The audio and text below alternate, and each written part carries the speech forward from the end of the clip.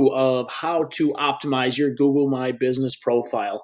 I want to share something real quick. I talked about this briefly on video one, and I kind of wanted to connect the dots for you guys. So I did a quick search around my home for AC repair.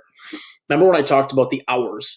So this is what this looks like in the Google My Business profile. So as you can see, as it gets closer to 7 o'clock tonight, this is going to change, and it's going to say closes soon or is closing soon. So this company right here, especially now for us, it's about a 40-degree day. It's one of the first ones. We're busy as hell. So we're going to get a lot of calls. And this is where a company like Pat's can pick off and get some additional work. So just something to keep in mind. I want to touch base on that on when you decide on your hours. If you do not want to handle any after-hour service, that's totally fine. Make sure you put your normal office hours, your normal service hours. So this next video is going to cover categories. This will be a little bit shorter video, but I wanted to go into this just because it is so important.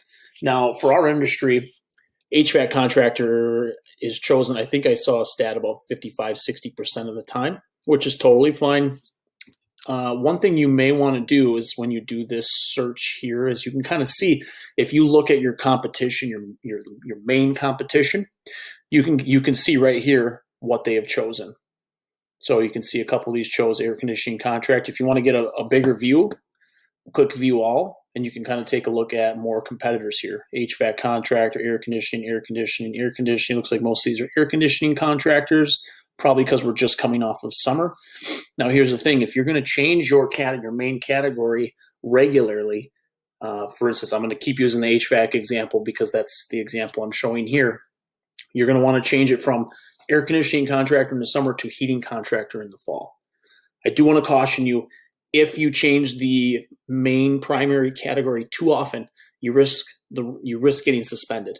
So it's just little tips for you, something to keep in mind.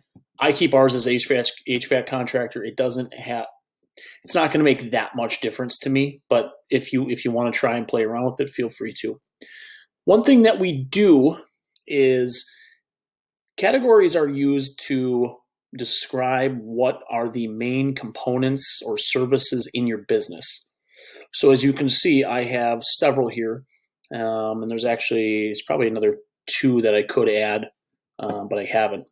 So these secondary categories, each category, Google has like a bucket of keywords that they use for each of these categories. Obviously, this will come with heating-related key terms. Furnace repair service is going to come with similar keywords. Air duct cleaning is going to be vents and ducts and cleaning and sealing and indoor air quality type of things.